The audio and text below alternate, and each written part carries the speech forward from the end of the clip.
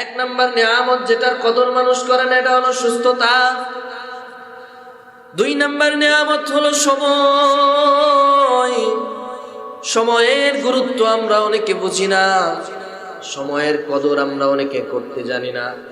সময়ের গুরুত্ব না বোঝার কারণে আমার আপনার জীবন থেকে মহামূল্যবান হায়াত চলে যাচ্ছে, আমার আপনার জীবন থেকে মহামূল্যবান সময় চলে যাচ্ছে। কেমনে চলে যাচ্ছে?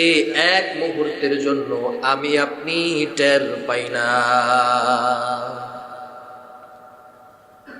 ফেরাউনের জিন্দেগির দিকে আপনি তাকান।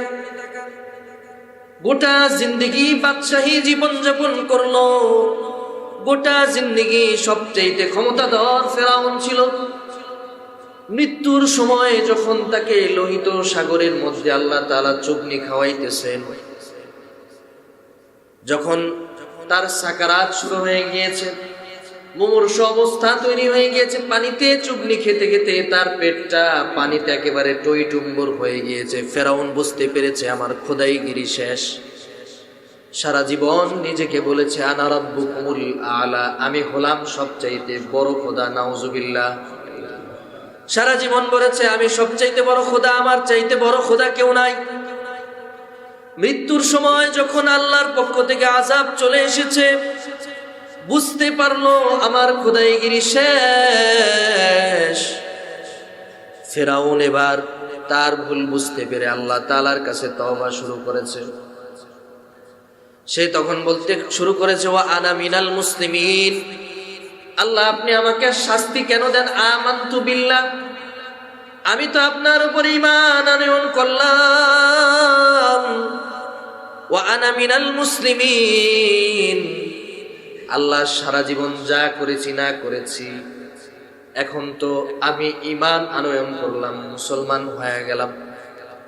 উসুলের মধ্যে আছে, নিয়ম হলো মানুষের যখন সাকারাত শুরু হয়ে যায়, মৃত্যু যন্ত্রণা যখন শুরু হয়ে যায়, আল্লাহ তাআলা ওই বান্দার জন্য তওবার রাস্তাটা বন্ধ করে দেন।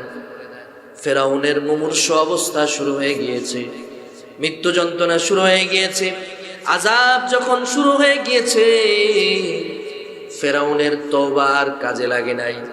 সামান্য সময়ের ব্যবধানে ফেরাউন বেঈমান হয়ে ইন্তেকাল করে আল্লাহর জাহান্নামে দাখিল হয়ে গিয়েছে। এজন্য সময় অনেক বড় দামি নিয়ামত। সময়ের কদর করতে হবে, সময়ের মূল্যায়ন করতে হবে, সময়ের গুরুত্ব দিতে হবে। নবীজি বলেন সময়ের গুরুত্ব মানুষ দেয় না, যার কারণে মানুষ মহামূল্যবান সময় হারিয়ে ফেলে। এই সময়ের মূল্যায়ন যদি আমি আপনি করতে পারি, এই সময়ের গুরুত্ব যদি আমি আপনি দিতে পারি, এই সময়ের যথাযথ মূল্যায়ন যদি আমি আপনি করতে পারি, সামান্য সময়কে যদি কাজে লাগাইতে পারি, এই দুনিয়ার সবচাইতে দামি মানুষে আমাকে আপনাকে যিনি পরিণত করে দিবেন তিনি কে? সময়ের মূল্যায়ন করতে হয়।